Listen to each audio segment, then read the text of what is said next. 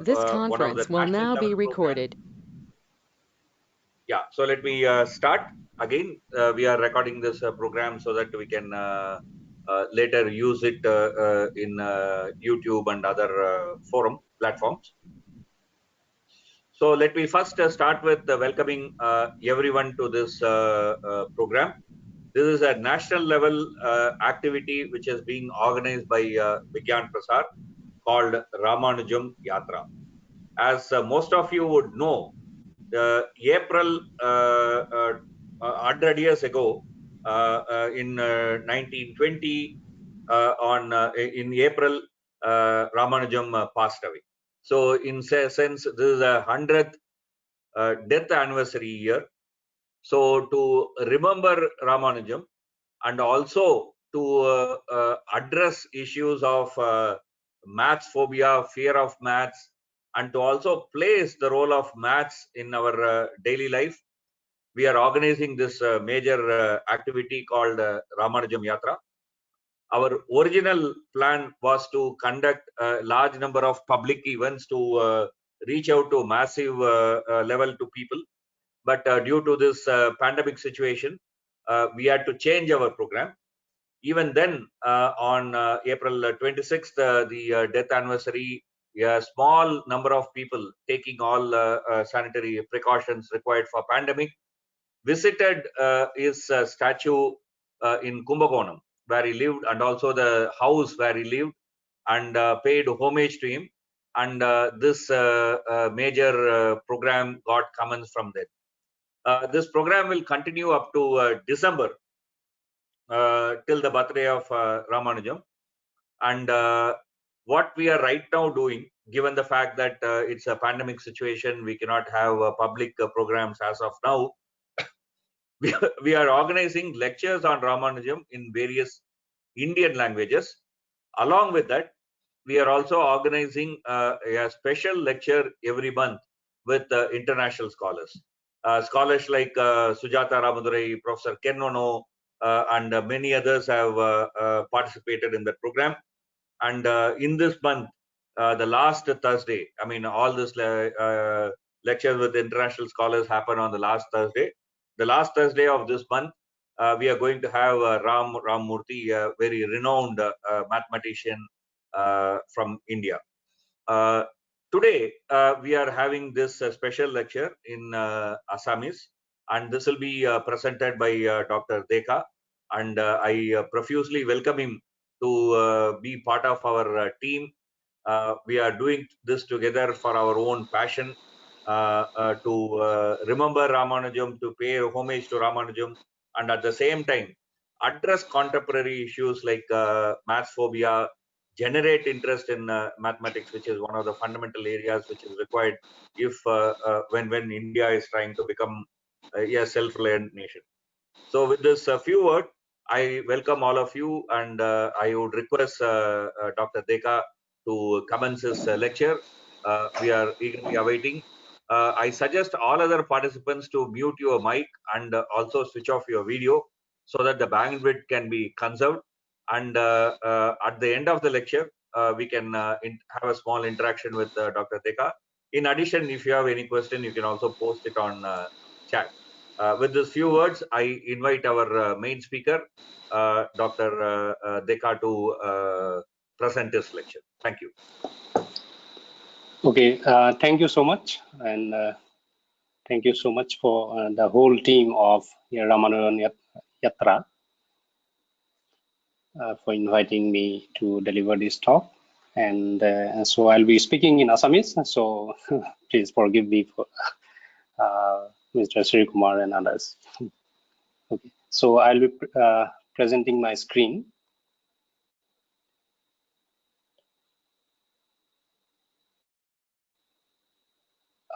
So this is the title in Assamese. So my Okhomiyat Komitia. Is it visible? Am I audible? Much audible. Only thing what you do is that try to change one or two slides so that we can see whether your slides are moving. Okay. Just let us do a small presentation. I mean, check up, and then you can start your lecture. Is my second slide visible? No, your second slide is not visible. What Okay. I think you should do is you should switch off your software by which you are presenting your slide. Shut down that software. Don't shut down from the Go meeting. Only shut down that Okay. software and then restart it. Share the screen. Everything will work fine. Would you like to try that, if you don't mind? So I will stop that software. Okay. Yeah. Yeah. Something like a PowerPoint presenter is what you are using, right? Actually, I am using notebook. Yeah. In that, what software you are using for presenting the slide? GoodNotes. Please close that software.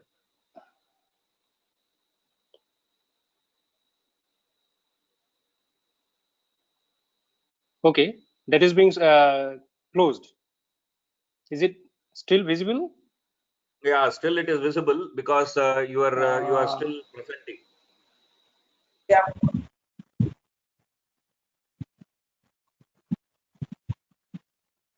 You are still presenting. You have to exit from that presenting.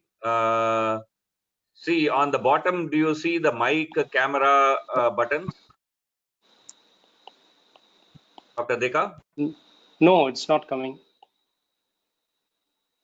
Maybe then do one thing. Please log out from the GoToMeeting and join back. That'll be simpler. Okay. Yeah, so then that time you can. Okay. Meanwhile, Srikumar, once he rejoin, you have to make him the presenter. So Srikumar, be ready.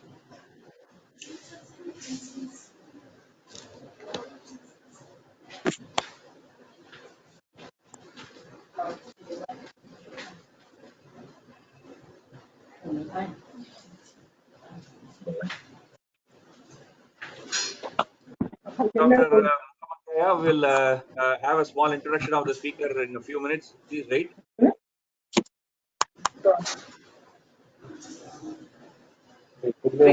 Please.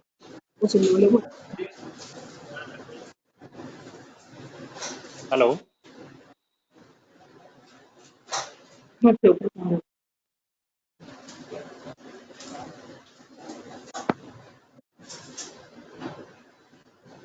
Hello.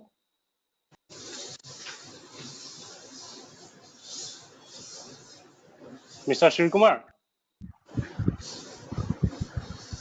Yeah, Dr. Deka, I mean, please wait for a second. We will ask Dr. Mukhopadhyaya to give a small introduction to you. Then you can start sharing. That will be simpler and better. So may I request Dr. Mukhopadhyaya to introduce our speaker, please, first. Hello. Dr. Mukhopadhyaya, are you able to listen to me? Hello, am I audible? Yeah, you are audible, please. Hello. Yes.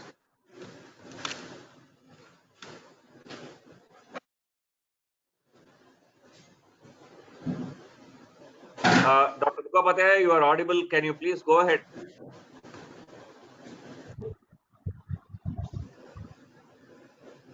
Hello.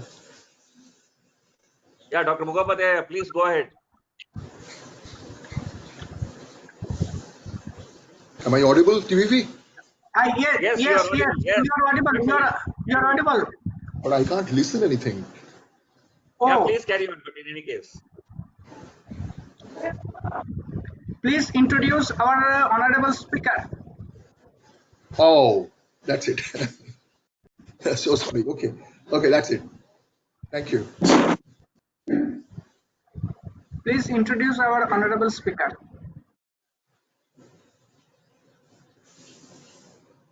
Yeah, good evening, everybody. This is a distinct privilege to get this opportunity to introduce the honorable speaker today in Ramanujam Jatra. Today we will be having the Assamese version. It will be in Assamese language, but unfortunately I don't know the language. So please allow me to introduce our respected speaker, Professor Dr. Noyandeep Deka Barua in English. So Professor Barua, he is in the Department of Mathematical Sciences, Tezpur University, Assam. He is a distinguished scholar and it is a great pleasure to introduce him. He is his area is basically number theory, and his researches are related directly to the works of Ramanujan. His PhD was in 2001 from Tejpur University, and it was on contribution to Ramanujan's Scalaffi type modular equation, class invariants, theta functions, and continued fractions. So Professor Deka was a Boy Scout fellow. Professor Deka has visited many institutes in India and abroad, and he is a very distinguished speaker on this particular occasion. We are very thankful to Professor Deka for giving us his valuable time. So without wasting further time anymore, I request Professor Narandeep Deka Barua to take over and continue his talk in Assamese. Thank you. Thank you, Dr. Mohapatra. May I request the speaker to now share the screen, and then we can start the lecture in Assamese, please. Okay. So thank you so much, Professor Mukhopadhyay, for your nice introduction. In fact, I have read your this translation of The Man Who Knew Infinity. Thank you. So I am sharing my screen now.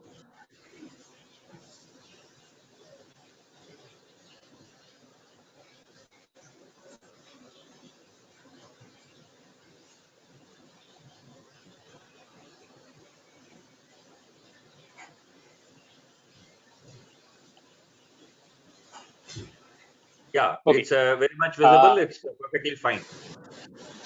Okay. এতিয়া মই অসমীয়াত আৰম্ভ কৰিম ৰামানুজনৰ বিষয়ে ক'বলৈ। ৰামানুজন আৰু তেওঁৰ গণিতত এভুমুকি মাৰিম আমি। সকলোৱে জানো যে তেওঁ 1887 চনৰ 22 ডিচেম্বৰত জন্ম হৈছিল ইৰুড, তামিলনাডুত। তেওঁৰ মাতৃপক্ষৰ ককা দেউতাকৰ ঘৰত, আৰু সেইটো এটা নিয়ম আছিল সেই সময়ত যে ডাঙৰ ঘৰৰ ডাঙৰ ল'ৰা সদায় মোমায়েকৰ ঘৰত জন্ম হ'ব তেনেধৰণৰ। গতিকে ৰামানুজন জন্ম হৈছিল ইৰুড, তামিলনাডুত, আৰু জন্মৰ কেইমাহমান পিছত তেওঁলোকৰ অৰিজিনেল ঘৰলৈ আহিল।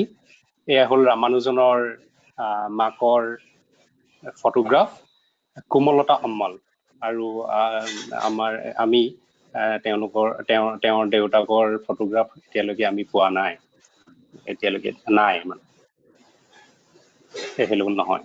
আৰু তেওঁলোক পিছলৈ কুম্ভকোণম নামৰ ঠাইলৈ আহিল। মাদ্ৰাজৰ পৰা প্ৰায় 260 কিলোমিটাৰ দূৰৈ দক্ষিণ পশ্চিম দিশত অৱস্থিত এই কুম্ভকোণম নামৰ টাউনখনি। তেওঁলোকৰ এই মানে আচল ঘৰ আছিল কুম্ভকোণমত। দেউতাক আছিল এখন কাপোৰৰ দোকানৰ মানে হিচাপ পৰীক্ষক। তেওঁলোকৰ পৰিয়ালটো আৰ্থিকভাৱে বহুত দুৰ্বল আছিল, গতিকে এই ঘৰটো দেখিলে গম পায় এইটো হ'ল ৰামানুজনৰ ঘৰ, কুম্ভকোণমত আছে। আৰু আজিকালি এই ঘৰটোৱেই শাস্ত্ৰ ইউনিভাৰ্চিটি তেওঁলোকে লৈ লৈছে, আৰু এইটো এটা মিউজিয়াম হিচাপে তেওঁলোকে প্ৰতিষ্ঠা কৰিছে, আৰু ঘৰটোৰ অলপ ৰিন'ভেশ্যন কৰিছে। কিন্তু অৰিজিনেলি মানে আচলতে ৰামানুজন খুব দুখীয়া পৰিয়ালৰ ল'ৰা আছিলে, আৰু তেওঁলোক খুব মানে আৰ্থিকভাৱে দুৰ্বল আছিল। 1898 চনত ৰামানুজনক টাউন হাইস্কুলত ভৰ্তি কৰোৱা হ'ল। ৰামানুজন সৰুৰে পৰা বহুত মেধাৱী আছিল। বিশেষকৈ গণিতত তেওঁ খুব মানে ভাল আছিল, আৰু স্কুলৰ বিদ্যালয়ৰ শিক্ষক লগৰীয়াবোৰে সকলোৱে ৰামানুজনক গণিতত ভাল বুলিয়ে জানিছিল। আৰু হাইস্কুলৰ তলৰ শ্ৰেণীত যেতিয়া আছিল, তেওঁ SL লনিৰ প্লেইন ট্ৰিগনোমেট্ৰি, যিটো মানে পাৰ্ট 2, সেই কিতাপখন তেওঁৰ হাতত পৰিল, আৰু তেওঁ মানে নিজেই প্ৰশ্নবোৰৰ সমাধান কৰাত লাগি গ'ল এই SL লনিৰ প্লেইন ট্ৰিগনোমেট্ৰি কিতাপখনৰ পৰা। আৰু তেওঁ আটাইবোৰ প্ৰশ্নৰ সমাধান কাৰো সহায় নোলোৱাকৈ কৰিবলৈ ধৰিলে, আৰু তেনেকৈ ৰামানুজনে গণিত শিকা আৰম্ভ কৰিলে। যদিও কিতাপখনৰ নাম প্লেইন ট্ৰিগনোমেট্ৰি আছিলে, কিন্তু তাত ত্ৰিকোণমিতিৰ উপৰিও আৰু বহুতো বস্তু আছিল, যেনে কলন গণিত আছিলে, কেলকুলাছ, অসীম শ্ৰেণী মানে যিটো ইনফিনিট চিৰিজ বুলি কয় সেইটো আছিলে, জটিল সংখ্যা আছিলে, কমপ্লেক্স নাম্বাৰ্ছ আছিল, আৰু বিভিন্ন ধৰণৰ জিঅ'মেট্ৰি আছিল।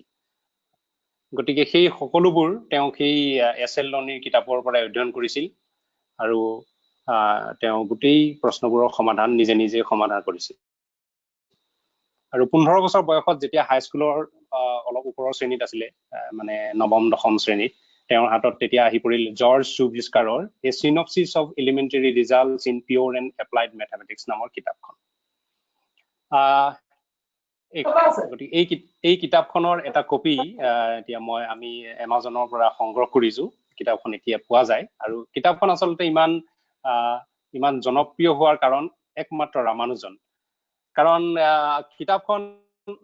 কিতাপখনৰ লেখক জৰ্জ চুব্ৰিস্কাৰ তেওঁ আছিল কেম্ব্ৰিজৰ ট্ৰাইপুজ পৰীক্ষাৰ প্ৰস্তুতি কৰাওঁতা প্ৰাইভেট টিউটৰ তাৰমানে তেওঁ টিউচন দিছিলে ছাত্ৰক বিশেষকৈ তেতিয়া ছাত্ৰীৰ শিক্ষা নাছিলে সেই সময়ত আৰু টিউচনৰ সুবিধাৰ কাৰণে তেওঁ গণিতৰ সূত্ৰবোৰ প্ৰায় 4417টা সূত্ৰ তেওঁ লিখি এটা এটাকৈ লিখিছিল আৰু সেইখন লিখি দুটা খণ্ডত প্ৰকাশ কৰিছিল আৰু কিতাপখনৰ সূত্ৰবোৰৰ কোনো প্ৰমাণ তাত নাছিল মানে তেওঁ প্ৰমাণ কৰা নাছিল যিবোৰ সূত্ৰ লিখিছিলে সেইবোৰ প্ৰমাণ কৰা নাছিল কিতাপখনৰ প্ৰথম সূত্ৰটো আছিলে আমি সকলোৱে জনা a square minus b square equal to a plus b into a minus b আমি যেটো হাই স্কুলত আমি সকলোৱে জানো হেতু আছিল আৰু তেনেকা প্ৰথমৰখিনি অলপ সহজ ধৰণৰ আছিল কিন্তু পিছলৈ বিভিন্ন ধৰণৰ সূত্ৰ আছিল কিন্তু তাৰ কোনো প্ৰমাণ নাছিলে প্ৰমাণ প্ৰায় নাছিলে তাৰমানে যি কিটাৰ প্ৰমাণ আছিল সেই কিটাৰ খুব জাস্ট এটা ইংগিতহে আছিল কিছুমান ইংগিত ধৰ্মী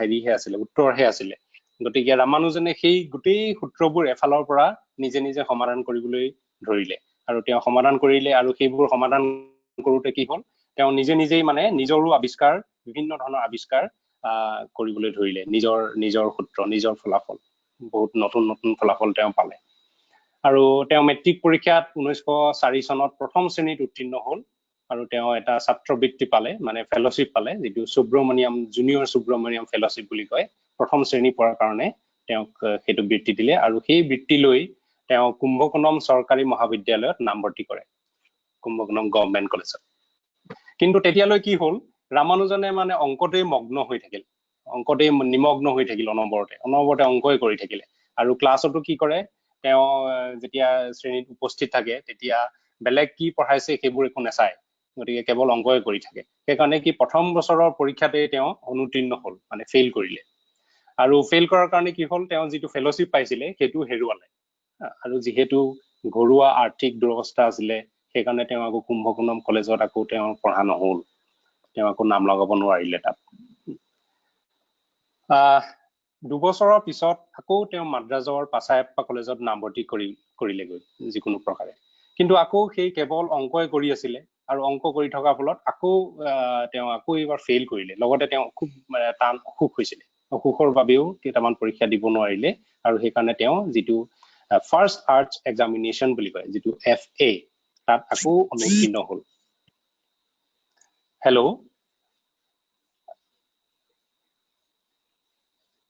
ঠিকে শুনি ওকে সো ৰামানুজনে যিটো নম্বৰ পাইছিলে যিবোৰ নম্বৰ পাইছিলে সেই পাছায়েপ্পা কলেজত FA ফেইল কৰোতে সেই নম্বৰবোৰ আছিলে এনে ধৰণৰ ইংৰাজীত মুঠ নম্বৰ আছিলে 200 নম্বৰ আৰু প্ৰয়োজনীয় নম্বৰ আছিলে 70 তাৰমানে তেওঁ 70 পাব লাগিছিলে আউট অফ 200 তেওঁ পাইছিলে মাত্ৰ 38 পাইছিল 38 সংস্কৃতৰ 100ৰ ভিতৰত পাব লাগিছিল 35 কিন্তু তেওঁ পাইছিল 34 এক নম্বৰৰ কাৰণে তেওঁ অনুত্তীৰ্ণ হৈছিল আৰু গণিতত 150 নম্বৰ আছিলে তাৰ ভিতৰত 45 পাব লাগিছিল 45 পাব লাগিছিল কিন্তু তেওঁ পালে 85 যদিও 150ৰ ভিতৰত 85 পালে কিন্তু তাত বহুত মানে জ্যামিতিৰ প্ৰশ্ন আছিল সেই জ্যামিতিৰ প্ৰশ্নবোৰ ৰামানুজনে উত্তৰ কৰা নাছিল জ্যামিতি খুব এটা ভাল নাপাইছিল ৰামানুজনে আৰু জীৱবিজ্ঞান আৰু বুৰঞ্জী এই দুটা পৰীক্ষা তেওঁ নিদিলে 75 নম্বৰৰ দুটা পৰীক্ষা আছিল অসুখৰ বাবে তেওঁ দিয়া নহল গতিকে কি হ'ল তেওঁ আকৌ FA ফেইল কৰিলে গতিকে আমি দেখিলো যে ৰামানুজনে আচলতে কি হ'ল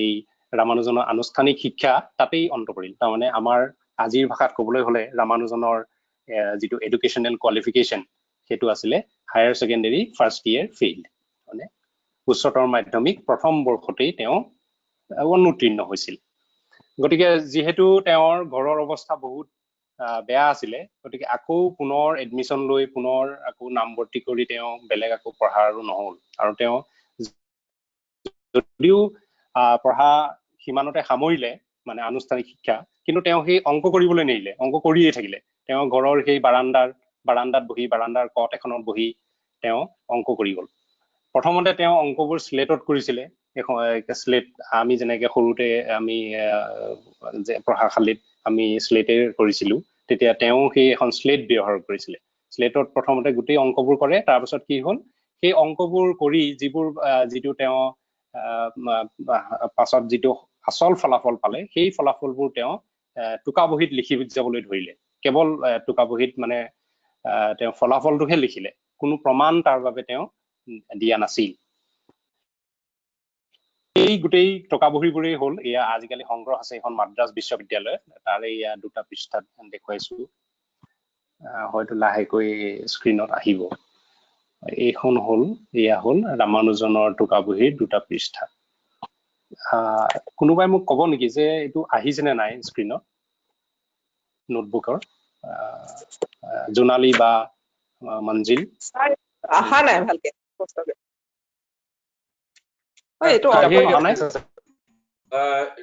Jonali Bora, please mute your mic, please. Please mute your mic. You are speaking something to somebody. Yes, sir.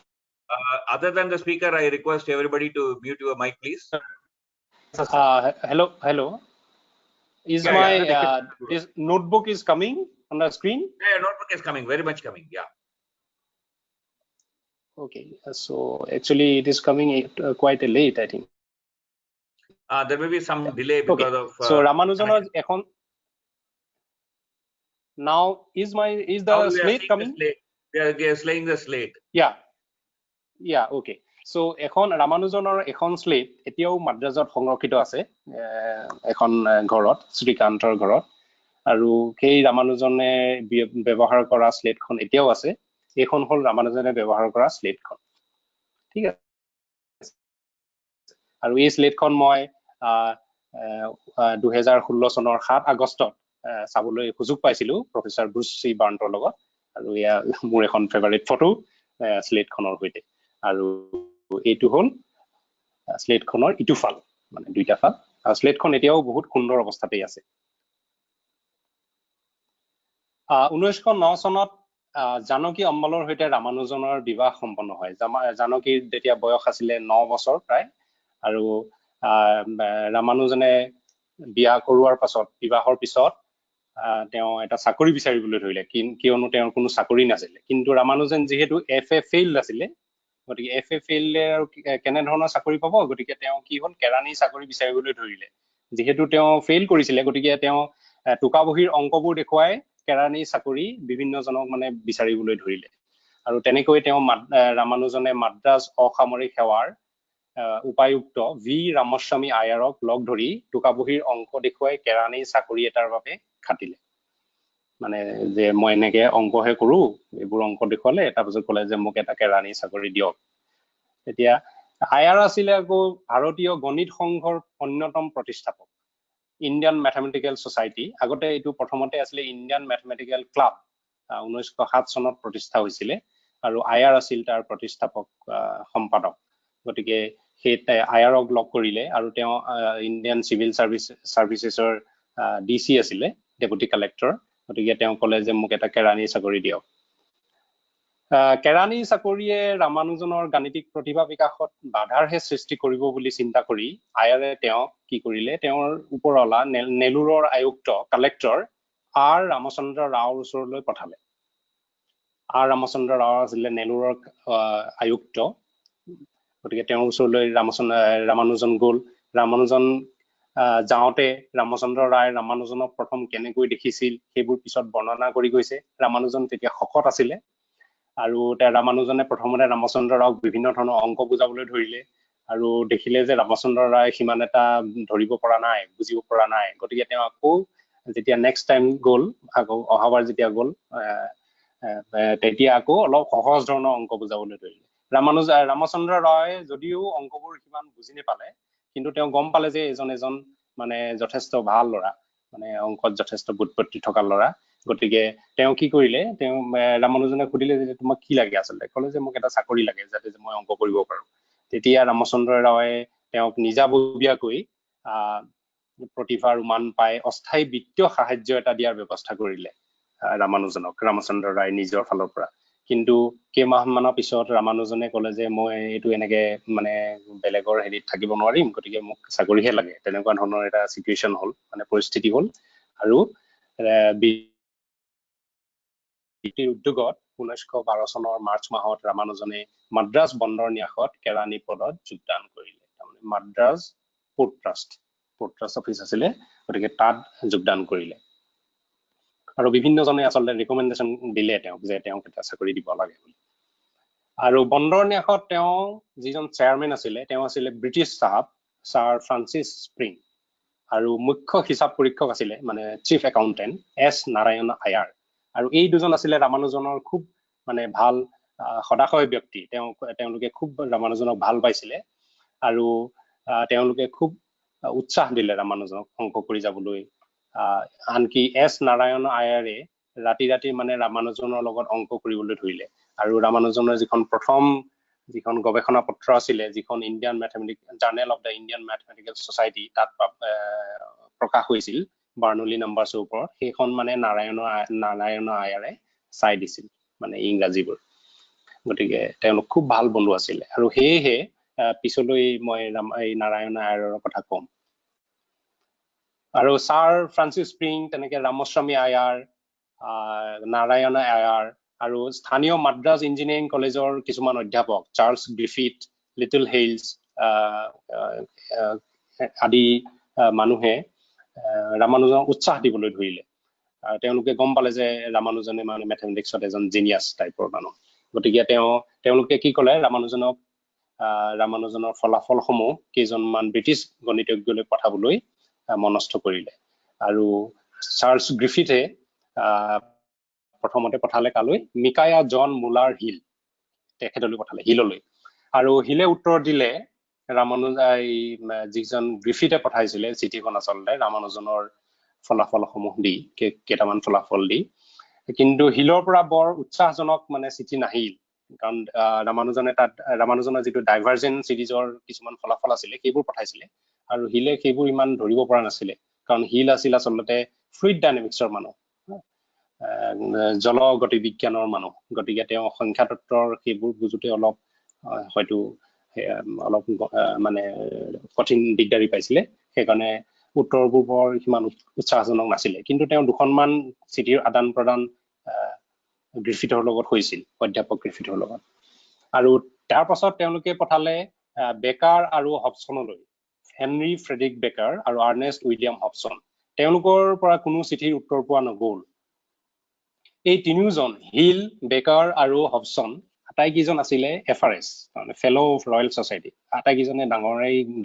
ডাঙৰ গণিতজ্ঞ আছিলে আৰু পিছলৈ বেকাৰ আৰু হবছনৰ কিতাপ মানে যথেষ্ট জনপ্ৰিয় হৈছিল কিন্তু তেওঁলোকৰ পৰা উত্তৰ পোৱা নগ'ল তেতিয়া ৰামানুজনে 1913 চনত নিজকে মাদ্ৰাজ বন্দৰ ন্যাসৰ কেৰাণী বুলি চিনাকি দি 16 জানুৱাৰীত গডফ্ৰী হেৰল্ড হাৰ্ডিলৈ চিঠি লিখিলে গডফ্ৰী হেৰল্ড হাৰ্ডি সেই সময়ত মানে নাম্বাৰ থিয়ৰী এজন বিশিষ্ট গণিতজ্ঞ আছিলে আৰু তেওঁৰ কিতাপ কেইবাখনো কিতাপ এনালাইচিছৰ কিতাপো আছিলে গতিকে ৰামানুজনে তেওঁলৈ চিঠি দিলে আৰু এই চিঠিখন পিছলৈ বিখ্যাত হৈ পৰিলে কাৰণ ইয়াৰ লগত গাঁঠি দিছিল ৰামানুজনে প্ৰায় 3 কুৰি ফলাফল 3 কুৰি মানে 60 ৰিজাল্টছ অলমষ্ট 60 ৰিজাল্টছ এটা দিছিল ৰামানুজনৰ চিঠি পাই হাৰ্ডি আৰু তেওঁৰ সতীৰ্থ লিটলতে তেওঁলোকে দুইজনে বহি ৰামানুজনৰ চিঠি চালে দেখিলে যে কিছুমান ৰামানুজনৰ ফলাফল অশুদ্ধ ৰামানুজনে অলপ বেলেগ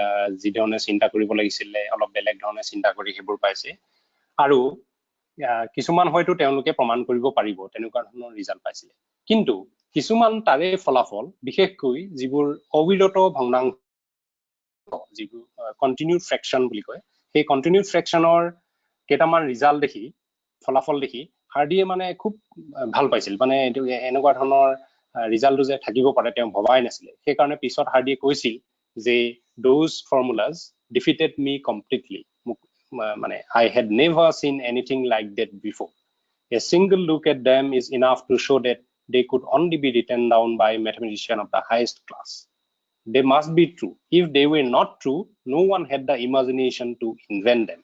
মানে অবিৰত ভগ্নাংশৰ যিকিটা ফলাফল তেওঁ লিখিছিলে সেইকিটা যদি হসা নহয় শুদ্ধ নহয় তেনেহলে কোনেও তেনেকুৱা ধৰণৰ অনুমানেই কৰিব নোৱাৰে গতিকে হাৰ্ডিয়ে খুব ইমপ্ৰেছড হৈ মানে খুব ভাল পায় ৰামানুজনৰ লগত চিঠিৰ উত্তৰ দিলে আৰু ৰামানুজনেও খুব ভাল পালে যে কোনোবাই তেওঁক ইমান প্ৰশংসা কৰি দিছে গতিকে তেওঁ ক'লে যে মই আপোনাৰ ভিতৰত এজন বন্ধু বিচাৰি পালো বুলি আকৌ দ্বিতীয় এখন চিঠি লিখিলে ৰামানুজনে লগত আৰু সেই পুনৰ 60টা মান মানে ফলাফল নতুন ফলাফল গাঁঠি দিলে আৰু হাৰ্ডিয়ে সেইবোৰ চাই গম পালে যে ৰামানুজন সঁচাকৈ এজন মানে সেলফ টট জিনিয়াস যদিও এফএ ফেইল তথাপিতো তেওঁ মানে এজন জিনিয়াস গতিকে হাৰ্ডিয়ে ৰামানুজন ইংলেণ্ডলৈ মাতিলে তেওঁৰ লগত একেলগে গৱেষণা কৰিবলৈ প্ৰথমতে ৰামানুজন যাব খোজা নাছিলে বিভিন্ন কাৰণত আৰু তেওঁ ঘৰেও বাধা দিছিল কাৰণ তেওঁ যদি জাহাজেৰে ইংলেণ্ডলৈ যায় তেতিয়া নিজৰ জাত মানে নষ্ট হ'ব বুলি আৰু তাৰ পৰিবেশত মিলিব নোৱাৰিব বুলি এনে ধৰণৰ বহুত কথা চিন্তা কৰি তেওঁলোকে ৰামানুজনক সাধাৰণতে যাবলৈ দিয়া নাছিলে প্ৰথমতে কিন্তু পিছলৈ বহু যিটো মাদ্ৰাজ বিশ্ববিদ্যালয়ত কেম্ব্ৰিজৰ পৰা নেভিল নামৰ এজন অধ্যাপকে লেকচাৰ দিবলৈ আহিছিলে বক্তৃতা দিবলৈ আহিছিলে তেতিয়া হাৰ্ডিয়ে তেওঁক কৈ পঠালে যে আপুনি যেনে তেনে যি প্ৰকাৰেই নহওক ৰামানুজনক ইংলেণ্ডলৈ আহিবলৈ যাতে বাধ্য কৰাব পাৰে তেতিয়া নেভিলে আহি ৰামানুজনক লগ কৰি বিভিন্নজনক বুজাই আৰু এছ নাৰায়ণ আৰ্যৰেও ৰামানুজনক বুজাই বঢ়াই মুঠতে ইংলেণ্ডলৈ যাবলৈ বুলি সন্মত কৰালে আৰু হাৰ্ডিৰ একান্ত অনুৰোধত এই সকলোৰে সহযোগত 1914 চনৰ 17 মাৰ্চত ৰামানুজন ইংলেণ্ডলৈ বুলি জাহাজেৰে যাত্ৰা আৰম্ভ কৰিলে আৰু 16 এপ্ৰিলত তাত পদাৰ্পণ কৰিলে আৰু যোৱাৰ আগে আগে তেওঁলোকে এই যিখন মানে স্লেট আছিলে সেই স্লেটখন এছ নাৰায়ণ আয়ৰক দি গৈছিলে এটা পৰম্পৰা আছিল যে ভাল বন্ধুৰ লগত মানে স্লেটবোৰ সলনি কৰে গতিকে তেওঁ নিজৰ স্লেটখন এছ নাৰায়ণ আয়ৰক দি নাৰায়ণ আয়ৰৰ স্লেটখন নিজে লৈ গৈছিল তেনেকুৱা ধৰণৰ এটা ঘটনা ঘটিছিল গতিকে তেওঁ ৰামানুজন ইংলেণ্ডলৈ বুলি গ'ল আৰু ৰামানুজনে কিছুমান অভিনৱ গাণিতিক ধাৰণাৰ আৱিষ্কাৰ কৰিলে ইংলেণ্ডত গৈ আৰু গৱেষণা পত্ৰ প্ৰকাশ কৰিলে আৰু সেই গৱেষণা পত্ৰসমূহে সমসাময়িক গণিতৰ ক্ষেত্ৰখনত এক প্ৰকাৰৰ খলকনি তুলিলে নতুন নতুন ধাৰণাৰে বহুত ভাল ভাল ফলাফলেৰে ৰামানুজনে সমসাময়িক গণিতৰ ক্ষেত্ৰখনত খলকনি তুলিলে আৰু তাৰে কেইখনমান 7খনমান গৱেষণা পত্ৰ তেওঁ যৌথভাৱে হাৰ্ডিৰ সৈতে লিখিলে আৰু সেই গৱেষণা পত্ৰবোৰৰ কাৰণে ৰামানুজন বিখ্যাত হৈ পৰিল তাত আৰু ৰামানুজনৰ 1918 চনত তেওঁক FRS ৰয়েল ছচাইটিৰ সভ্য কৰি লোৱা হ'ল আৰু ট্ৰিনিটি কলেজৰ সভ্য ফেলো অফ ট্ৰিনিটি কলেজ হিচাপেও সন্মানিত কৰা হ'ল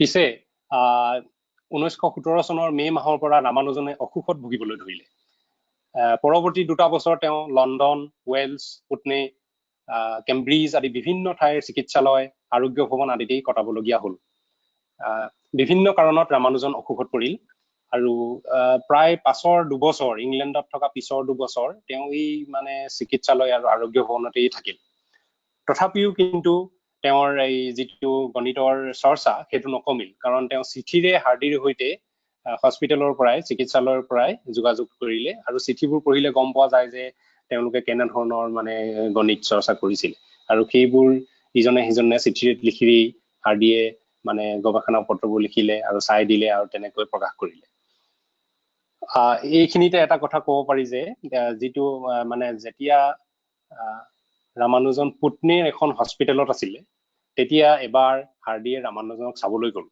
চাবলৈ যাওঁতে তেওঁ এখন টেক্সিত উঠি গ'ল টেক্সিৰ নাম্বাৰটো আছিলে 1729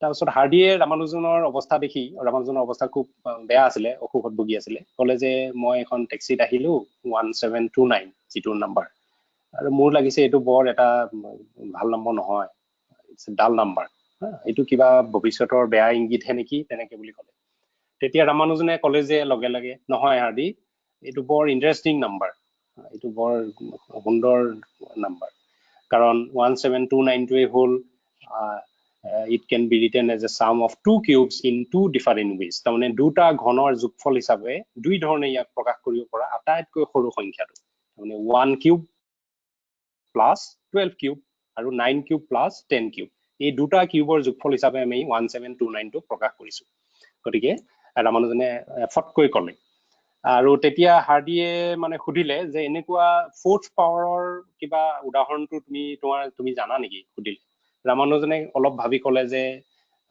মই এতিয়া নাজানো কিন্তু এটো অলপ ডাঙৰ হ'ব চাগে বুলি আৰু হসাকৈ যে যেটো চতুৰ্থ ঘাতৰ সংখ্যা তাৰমানে দুটা সংখ্যাৰ ফোৰ্থ পাৱাৰ হিচাপে দুই ধৰণে লিখিব পৰা আটাইতকৈ সৰু সংখ্যাটো কি হেতু হাৰ্ডিয়ে খুদিছিলে ৰামানুজনে ক'ব নোৱাৰিলে তেতিয়া কিন্তু ক'লে যে এটো ডাঙৰ হ'ব আৰু এটো হসাকৈ ডাঙৰ কাৰণ এটো হ'ল 63531867 যেটো আমি 59 to the power 4 plus 158 to the power 4 আৰু 133 to the power 4 আৰু 134 to the power 4 এই হিচাপে আমি প্ৰকাশ কৰিব পাৰো বহুতে এই ঘটনাটো যেটো 1729 এটো আজিকালি ৰামানুজন টেক্সিকাব নাম্বাৰ বুলি কয় যেহেতু এখন টেক্সিৰ লগত জড়িত আছিল এখনে ৰামানুজন টেক্সিকাব নাম্বাৰ তেওঁ কয় যে এটো আসলে ৰামানুজনে তেতিয়াই গণনা কৰিছিল তেনেকুৱা হিচাপত কয় কিন্তু আসলে হেতু কথা নহয় ৰামানুজনে এই যেটো 1 কিউব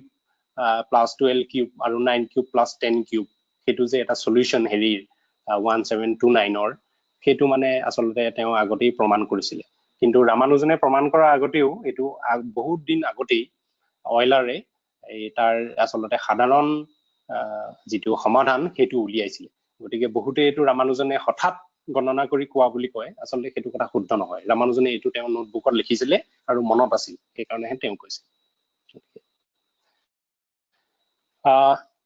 গতিকে কৈছোৱে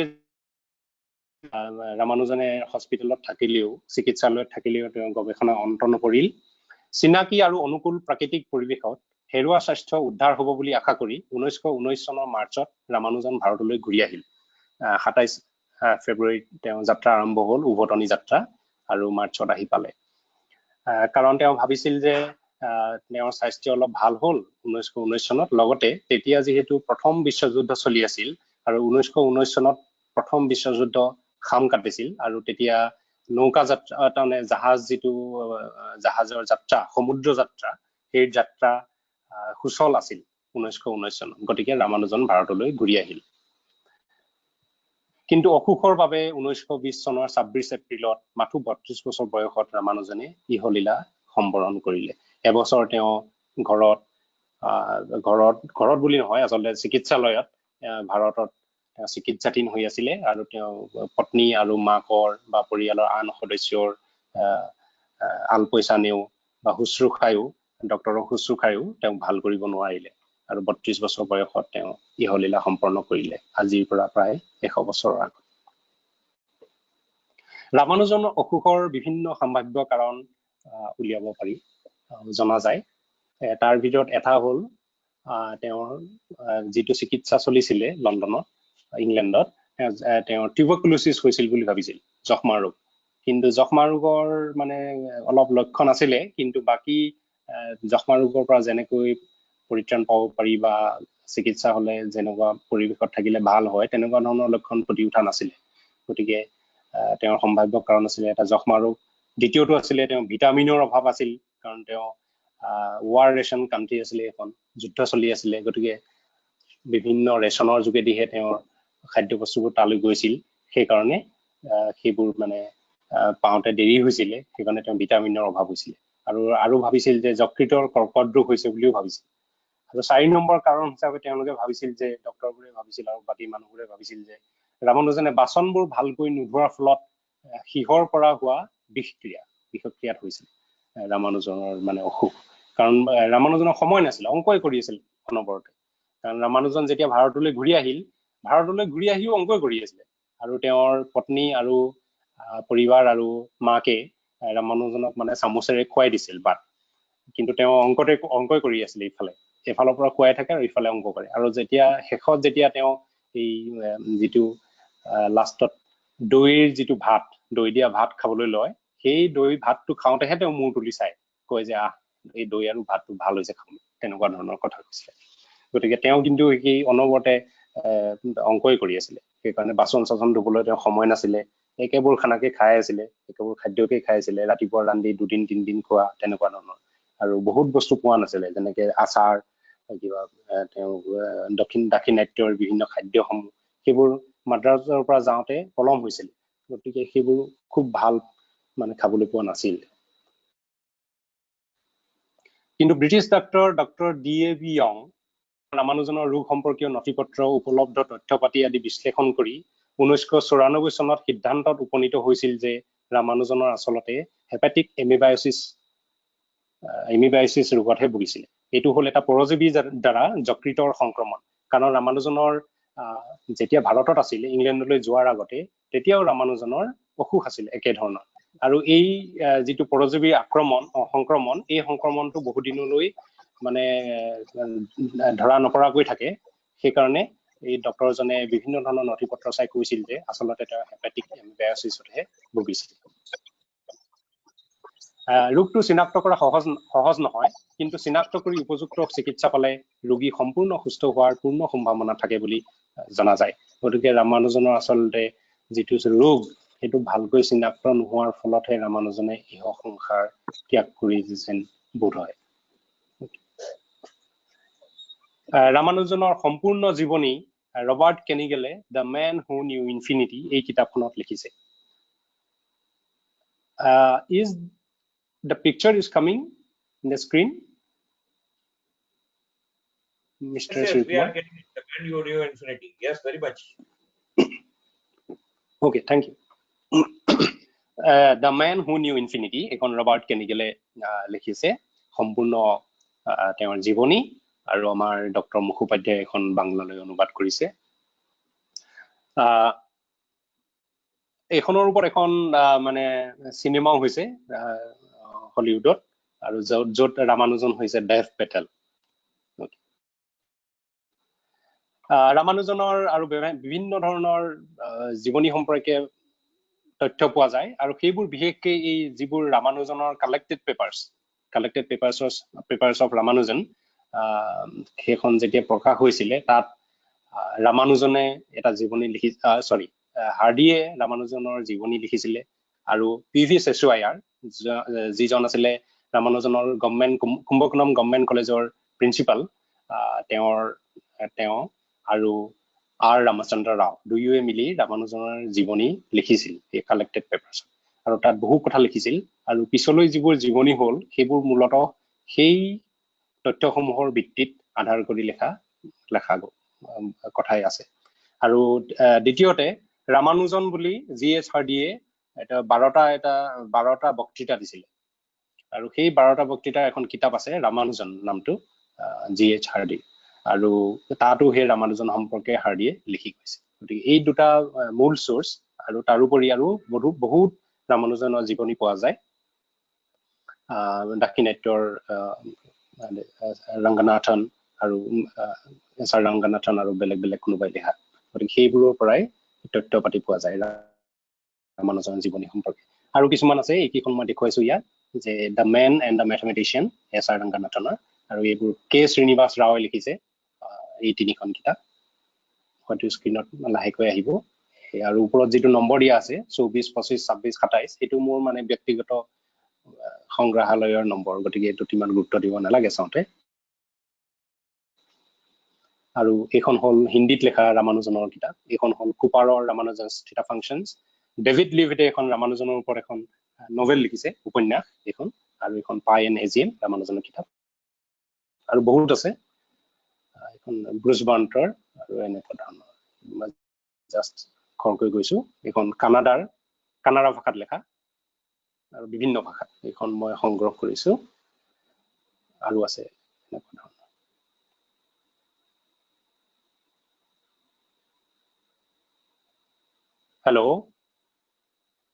Hello. Please tell me, yeah. Yeah, my broadcast has stopped. No, it's fine. Carry on. It's perfectly fine. Fine? Yeah. We are seeing Yeah. Ramanujam. Ramanujan Hindi, let. Srinivasa Ramanujan. Again, Hindi 2 books we are seeing. Oh, okay. Let me wait for some time. Just tell me. Ramanujan letters and commentary. Is it coming? No. I'm seeing something partial, which is 32. That means that is the previous one. Okay.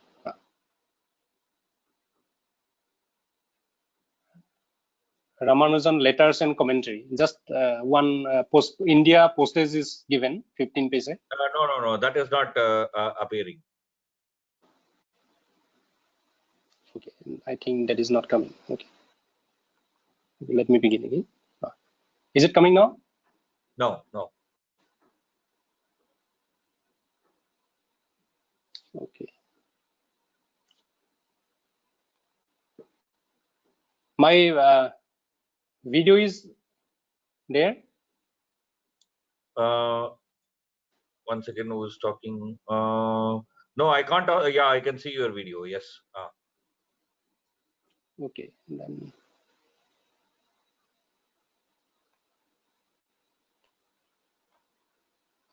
slide is not coming.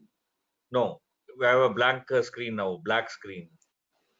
Okay, and that means okay, I have to go out again then.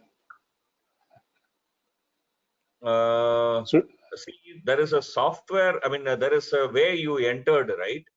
Presenting yeah. your screen. The same button, if you press, you can exit the screen. I'm thinking. I think you are using 2 systems, right? Yeah. If you use 2 So systems, this kind of confusion will happen. I'm leaving the meeting. Then again, I will join. Okay, just 1 minute. Just.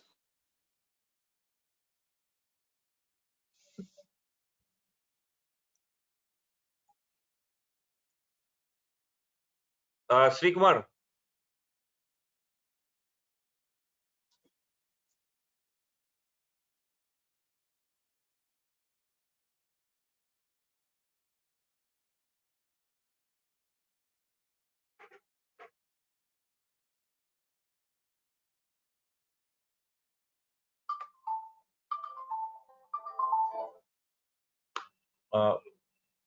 Wait பண்ணுமா அவர் வந்துட்டு அவரை வந்து திரும்பி இது பண்ணும்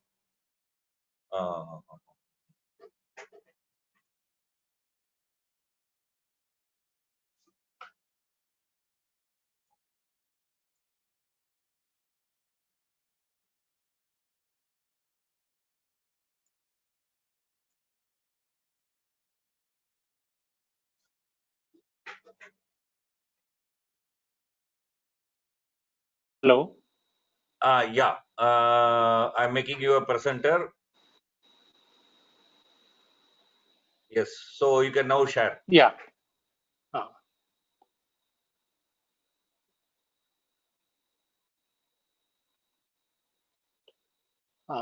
Is it coming now? Ramanujan letters and commentary. Yeah. Now we see the lecture note series. Ramanujam letters and comment. Yeah. Okay. So these are some books. Now, এতিয়া মই ৰামানুজনৰ নোটবুক সম্পৰ্কে ক'বলৈ লৈছো ৰামানুজনৰ টোকাবহী ৰামানুজনে প্ৰায় 1904 চনৰ পৰা 1914 চনলৈ মানে ইংলেণ্ডলৈ হাৰ্ডিৰ ওচৰলৈ যোৱাৰ আগলৈকে তেওঁ আৱিষ্কাৰ কৰা ফলাফলসমূহ টোকাবহীত লিপিবদ্ধ কৰিছিল ৰামানুজনে কেৱল চূড়ান্ত সিদ্ধান্তবোৰহে টোকাবহীত লিখিছিল কোনো প্ৰমাণ উল্লেখ কৰা নাছিল তাৰমানে তেওঁ প্ৰথমতে স্লেটত কৰিছিলে তাৰ পিছত চূড়ান্ত সিদ্ধান্তবোৰ টোকাবহীত লিখি গৈছিল গতিকে তাৰ কোনো প্ৰমাণ নাছিল কলা নীলা সেউজীয়া ৰঙা আদি বিভিন্ন ৰঙৰ চিয়াঁহীৰে টোকাবহীৰ সূত্ৰবোৰ লিখিছিল ৰামানুজনৰ 3খন মূল টোকাবহী আছিলে প্ৰথমখনত তেওঁ প্ৰথম 16টা অধ্যায় লিখিছিল সজাই পৰাই আৰু বাকি পৃষ্ঠাবোৰত তেওঁ আৱিষ্কাৰ কৰা বিভিন্ন বিষয়ৰ ফলাফল খানমিহলৈকে লিখিছিল আৰু এই প্ৰথম টোকাবহীখনৰ পৃষ্ঠা সংখ্যা আছিলে 351টা আৰু তেওঁৰ দ্বিতীয়খন টোকাবহী প্ৰথমখনৰ পৰিৱৰ্ধিত টাঙৰণৰ দৰে প্ৰস্তুত কৰিছিল ইয়াত তেওঁ 21টা অধ্যায় ক্ৰমানুসাৰে 256টা পৃষ্ঠাত সংগঠিত ৰূপত সজাইছিলে আৰু 100 পৃষ্ঠাৰ খানমিহলি ফলাফল কিছুমানো অসংগঠিত ৰূপত লিপিবদ্ধ কৰিছিল আনঅৰ্গেনাইজ ৰূপত আছিলে 100 পেজেছ আৰু ৰামানুজনৰ তৃতীয় টোকাবহীখন মাত্ৰ 33 পৃষ্ঠাৰ আছিলে আৰু এইখনৰ বেছিভাগেই প্ৰথম দুখনত নথকা সানমিহলি সূত্ৰৰে ভৰি আছিল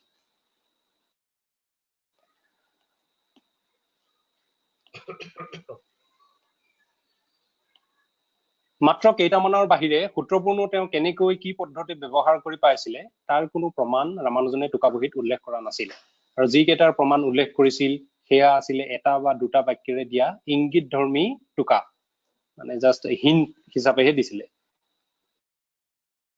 আৰু তেওঁ টোকাবহীবোৰ যে প্ৰমাণ দিয়া নাছিলে সূত্ৰবোৰৰ তাৰ কিছুমান সম্ভাৱ্য কাৰণ হয়তো এনে ধৰণৰ আছিলে পৰ্যাপ্ত কাগজৰ অভাৱ আছিলে আৰু তেওঁ মূলতঃ তেওঁ নিজৰ সুবিধাৰ বাবেহে টোকাবহীবোৰ বনাইছিলে গতিকে কোনোবাই যদি সোধে এই ফলাফলটো কেনেকৈ তেওঁ পাইছিল গতিকে তেওঁ হয়তো ক'ব পাৰিলেহেঁতেন আৰু তেওঁৰ তৃতীয়তে তেওঁ জৰ্জ শ্ৰুবিস্কাৰৰ কিতাপখনৰ দ্বাৰা তেওঁ প্ৰভাৱিত হৈছিল জৰ্জ শ্ৰুবিস্কাৰে যেনেদৰে কেৱল ফলাফলবোৰ লিখিছিলে ৰিজাল্টবোৰ লিখিছিলে ৰামানুজনেও ঠিক তেনেকৈ এটাৰ পিছত এটাকৈ ৰিজাল্টবোৰহে লিখি গৈছিল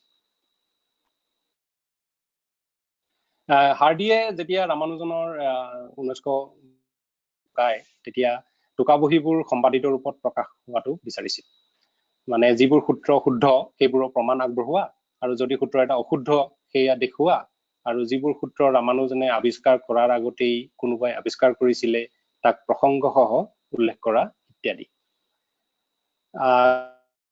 কিন্তু ৰামানুজনৰ গৱেষণা পত্ৰসমূহৰ একত্ৰ সংকলন 1927 চনত প্ৰকাশ পালে তাৰমানে যিটোখন কালেক্টেড পেপাৰ্ছ ৰামানুজনৰ সেইখন 1927 চনত প্ৰকাশ পালে কিন্তু লণ্ডন গণিত সমাজৰ তেতিয়া যিটো ফাইনেন্সিয়েল কণ্ডিশ্যন আছিলে বিত্তীয় অৱস্থা সেই সময়ত বৰ টনকিয়াল নাছিল বাবে টোকাবহীসমূহ প্ৰকাশ বা সম্পাদনৰ কামটো তেতিয়া হাতত ল'ব পৰা নগ'ল আৰু 1929 চন মানত জৰ্জ নেভিল ৱাটছন আৰু বাৰ্ট্ৰেম মাৰ্টিন উইলছন এই দুজন গণিতজ্ঞই ৰামানুজনৰ টোকাবহীবোৰ সম্পাদনা কৰিবলৈ হাতত ল'লে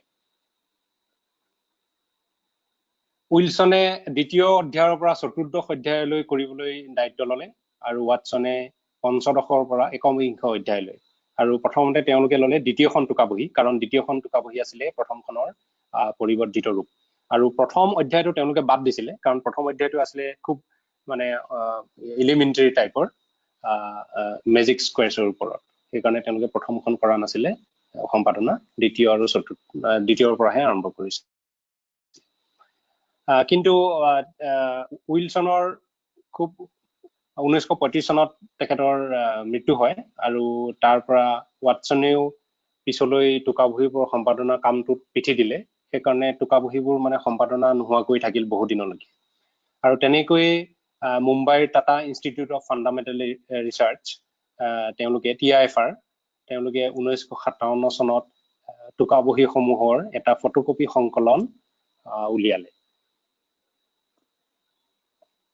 ইয়াৰে তেওঁলোকে প্ৰথম খণ্ডত ৰামানুজনৰ প্ৰথমখন টোকাবহী আৰু দ্বিতীয়টো খণ্ডত দ্বিতীয় আৰু তৃতীয় টোকাবহী দুখন সামৰি ল'লে গতিকে তেওঁলোকে যদিও তিনিখন টোকাবহী আছিলে কিন্তু তেওঁলোকে দুটা ভলিউমহে উলিয়ালে 1957 চনত আৰু এই দুটা ভলিউমত গোটেই তিনিখন টোকাবহী সামৰি ল'লে আৰু ৰামানুজনৰ 125 বছৰীয়া জন্ম জয়ন্তী উপলক্ষে 2012 চনত পুনৰ টোকাবহীবোৰৰ সংকলন প্ৰকাশ পালে এয়া হ'ল ৰামানুজনৰ নতুন যিখন সংকলন টোকাবহীৰ সংকলন সেইটোৰ পুনৰ মুদ্ৰিত ৰূপ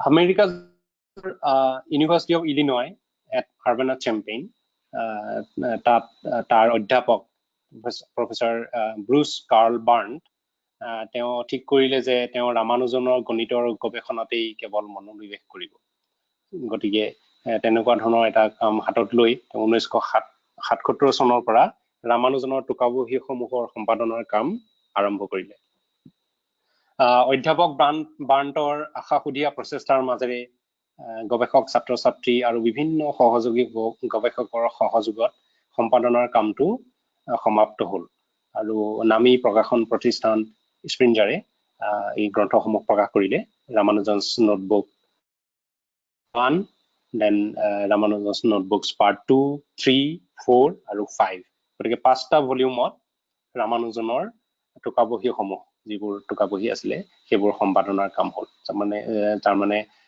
যিটো ফলাফল শুদ্ধ সেইটো শুদ্ধ ৰূপে প্ৰমাণ কৰা যিটো অশুদ্ধ এই অশুদ্ধ ৰূপে প্ৰতিষ্ঠা কৰা আৰু কোনোবাই যদি আগতে কৰি গ'ল কামটো তেতিয়া সেইটোৰ মানে প্ৰকৃত ৰেফাৰেন্সটো দিয়া প্ৰসংগটো দিয়া গতিকে ব্ৰুজবান্তে এই কামটো সমাধা কৰিলে আৰু অধ্যাপক ব্ৰাণ্টক তেখেতৰ এই মহৎ কামৰ বাবে 1995 চনত আমেৰিকান মেথমেটিকেল ছ'চাইটিৰ Leroy P Steele prize for exposition এই সন্মান দিয়া হ'ল এই প্ৰাইজ ব্ৰুচ চি ব্ৰাণ্টক বিশেষভাৱে দিয়া হ'ল কাৰণ এনেই সাধাৰণতে লেৰয় পি ষ্টিল প্ৰাইজটো এক্সপজিশ্যন মেথমেটিকেল এক্সপজিশ্যনৰ কাৰণে দিয়া হয় কিন্তু ৰামানুজনৰ টোকাবহীবোৰ ইমান সুন্দৰকৈ সম্পাদনা কৰাৰ বাবে আৰু সম্পাদনা কৰাৰ পিছত ৰামানুজনৰ গণিত ৰামানুজনৰ অংকবোৰ সৰ্বসাধাৰণ ৰাইজৰ সৰ্বসাধাৰণ পাঠকৰ বাবে মুকলি হৈ গ'ল ৰামানুজনে কেনেকুৱা ধৰণৰ অংক কৰিছিলে বেলেগৰ লগত কেনেকুৱা ৰেফাৰেন্স দিব পাৰি সেই সকলোবোৰ এই টোকাবহীৰ সম্পাদনাৰ বাবেই আজি সম্ভৱ হৈছে ৰামানুজনৰ আৰু এখন টোকাবহী আছে সেইখন হ'ল ৰামানুজনৰ হেৰুৱা টোকাবহী আৰু সেইখনৰ সম্পৰ্কে মই দুআষাৰ ক'বলৈ লৈছো ভাৰতলৈ ঘূৰি অহাৰ পিছত ৰামানুজনে এখনহে চিঠি লিখিছিল হাৰ্ডিলৈ ৰামানুজনে এখনহে চিঠি লিখিছিলে সেই এবছৰত আৰু সেইখন লিখিছিলে 1920 চনৰ 12 জানুৱাৰী আৰু কালক্ৰমত এই চিঠিখনো প্ৰসিদ্ধ হৈ পৰে বিভিন্ন কাৰণত কাৰণ ৰামানুজনে তাত লিখিছিল যে তেওঁ অতি মানে ইন্টাৰেষ্টিং কিছুমান ফাংচন আৱিষ্কাৰ কৰিছে ফলন আৱিষ্কাৰ কৰিছে যিবোৰক তেওঁ নাম দিছে মক থেটা ফলন বুলি মক থেটা ফাংচনছ ৰামানুজনৰ মৃত্যুৰ মাত্ৰ 3.5 মাহ আগত তেওঁ চিঠিখন লিখিছিলে আৰু সেই নৰিয়াগাঁৱত থাকোঁতেই ৰামানুজনে এই অতি চিত্তাকৰ্ষক নতুন ফলনবোৰ আৱিষ্কাৰ কৰিছিল চিঠিৰ লগত ৰামানুজনে তেওঁৰ আৱিষ্কৃত 17টা মক থেটা ফলন আৰু সেইবোৰৰ মাজৰ সম্পৰ্ক কিছুমান পঠাইছিল ৰামানুজনে চিঠিত উল্লেখ কৰা সেই মক থেটা ফলনৰ মাজৰ সম্পৰ্কবোৰ 1936-37 চনত ৱাটছনে শুদ্ধ বুলি প্ৰমাণ কৰি তেওঁ প্ৰকাশ কৰে গৱেষণা পত্ৰ আৰু মক থেটা ফলনৰ যিবোৰ বৈশিষ্ট্য সেই সম্পৰ্কেও চিঠিত ৰামানুজনে থুলমূলকৈ উল্লেখ কৰিছিলে খুব থুলমূলকৈ মানে বেলেগে বুজি নোপোৱা ধৰণৰ গণিতজ্ঞ চেলবাৰ্গ আৰু গ্ৰেগনেটে যথাক্ৰমে 1938 চনত আৰু 1952 চনত তাৰে কিছুমান ব্যাখ্যা দিবলৈ সক্ষম হ'ল ৰামানুজনৰ মক থেটা ফলন সম্পৰ্কীয় গৱেষণা কৰি পেনচিলভেনিয়া বিশ্ববিদ্যালয়ৰ পৰা 1964 চনত জৰ্জ এণ্ড্ৰুজে PhD ডিগ্ৰী লাভ কৰিলে 1964 চনত গতিকে এই গ্ৰেগনেট আৰু চেলবাৰ্গ ৱাটছন তেওঁলোকৰ কামবোৰ জৰ্জ এণ্ড্ৰুজে ভালকৈ জানিছিল উল্লেখনীয় যে জৰ্জ ৱাটছনৰ যেতিয়া মৃত্যু হ'ল তেওঁৰ অফিচত থকা সকলো কাগজ পত্ৰ কেম্ব্ৰিজৰ ট্ৰিনিটি কলেজ লাইব্ৰেৰীলৈ হস্তান্তৰ কৰা হৈছিল ৰবাৰ্ট ৰেংকিনে সেইবোৰ ৱাটছনৰ পৰিবাৰৰ সহযোগত ৱাটছনৰ অফিচৰ পৰা সেইবোৰ কেম্ব্ৰিজৰ ট্ৰিনিটি কলেজলৈ হস্তান্তৰ কৰিছিল আৰু এণ্ড্ৰুজে 1976 চনত সেই ৱাটছনৰ কাগজবোৰৰ মাজত তেওঁ আৰু ৱাটছনৰ গৱেষণাৰ মক থেটা ফাংচনৰ বিষয়ে কিবা লেখনি থাকিব পাৰে বুলি সেই লাইব্ৰেৰী চাবলৈ গ'ল আৰু তাত অতি কাকতালীয়ভাৱে তাত ৰামানুজনৰ হস্তলিখিত 138 পৃষ্ঠাৰ 87 খিলা খোলা কাগজ বিচাৰি পালে য'ত মক থেটা ফলনকে আদি কৰি বহু নতুন সূত্ৰ লিপিবদ্ধ আছিল তাৰমানে সেইখিনি যদি এণ্ড্ৰুজে দেখা নেপালেহেঁতেন কোনেও গম নেপালেহেঁতেন যে এইবোৰ আচলতে ৰামানুজনৰ মক থেটা ফলনৰ কাৰণ এণ্ড্ৰুজে যিহেতু মক থেটা ফলনৰ ওপৰতেই গৱেষণা কৰিছিলে আৰু ৰামানুজনৰ হস্তাক্ষৰ যিটো হস্তলিপি সেইবোৰ তেওঁ ধৰিব পাৰিছিলে সেইকাৰণে তেওঁ তৎক্ষণাৎ ধৰিব পাৰিলে যে ইয়াৰ ৰামানুজনৰে হস্তলিখিত কাগজ আৰু অধ্যাপক এণ্ড্ৰুজে সেই কাগজখিনিৰ নামকৰণ কৰিলে ৰামানুজনৰ হেৰুৱা টোকাবহী ৰামানুজনছ লষ্ট নোটবুক আৰু এই ৰামানুজন লষ্ট নোটবুকে মানে এক ধৰণৰ হৈচৈ সৃষ্টি কৰিলে কাৰণ ইমান বছৰৰ পিছত 1976 চনত আৱিষ্কাৰ হলিব 1920 চনৰ পৰা আচলতে এইবোৰ হাৰ্ডিলৈ পঠাই দিছিলে মাদ্ৰাজ বিশ্ববিদ্যালয়ৰ পৰা ৰামানুজনৰ মৃত্যুৰ পিছত 1923 চনত হাৰ্ডিলৈ পঠোৱা হৈছিলে কাৰণ ৰামানুজনৰ টোকাবহী আৰু বেলেগ কাগজবোৰ সম্পাদনাৰ কাৰণে হাৰ্ডিয়ে ভাবিছিল আগতে কৈছো গতিকে সেইবোৰ মাদ্ৰাজ বিশ্ববিদ্যালয়ৰ পৰা এই ৰামানুজনৰ কাগজবোৰ হাৰ্ডিলৈ পঠোৱা হৈছিলে আৰু যিহেতু ৱাটছনে ৰামানুজনৰ টোকাবহী সম্পাদনা কৰিছিলে গতিকে সেই কাগজবোৰ হাৰ্ডিয়ে ৱাটছনলৈ পঠাইছিল আৰু ৱাটছনে তাৰে যদিও চিঠিৰ যিখন শেষ চিঠি আছিলে তাত থকা সূত্ৰবোৰ প্ৰমাণ কৰিছিলে কিন্তু এই কাগজখিনি ৱাটছনে হয়তো চোৱা নাছিলে কাৰণ ৱাটছনে যিখিনি গৱেষণা পত্ৰ লিখিছে মক থেটা ফলনৰ ওপৰত তেওঁ আৰু মক থেটা ফাংচন আছে থাকিব পাৰে বুলি অনুমান কৰিছিলে আৰু সেই যিবোৰ অনুমান কৰিছিলে সেই অনুমানবোৰ সব এই ৰামানুজনৰ হেৰুৱা টোকাবহীত আছিলে যিবোৰ এন্ড্ৰুজে বিচাৰি পালে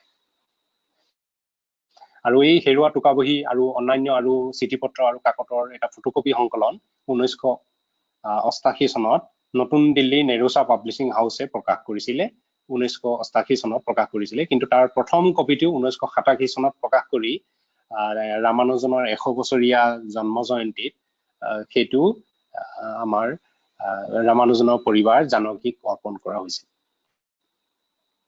অধ্যাপক এন্ড্ৰুজ আৰু বান্টে ৰামানুজনৰ হেৰুৱা টোকাবহী সম্পাদনা কৰিবলৈ হাতত ললে আৰু সেইবোৰ স্প্ৰিঞ্জাৰে প্ৰকাশ কৰিলে ৰামানুজনৰ লষ্ট নোটবুক 2005 পাৰ্ট 1ত 2005 হ'ল তাৰপিছত 2008ত সেকেন্ড 2012ত থাৰ্ড খন আৰু তেনেকৈ 2013 আৰু 2018ত 2018 চনত শেষৰখন মানে যিখন পাৰ্ট 5 সেইখন প্ৰকাশ হ'ল গতিকে ৰামানুজনৰ লষ্ট নোটবুকৰ সম্পাদনাৰ কামো শেষ হ'ল যদিও কামবোৰ শেষ হ'ল কিন্তু কিছুমান এতিয়াও মানে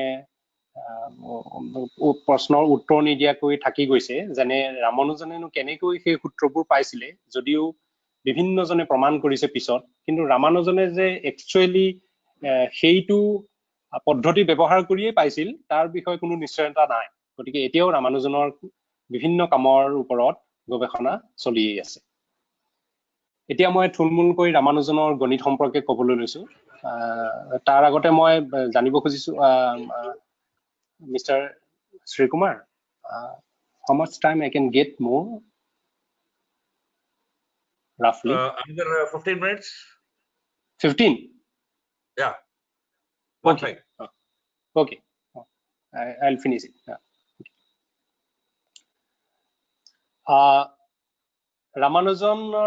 ৰামানুজনে বিভিন্ন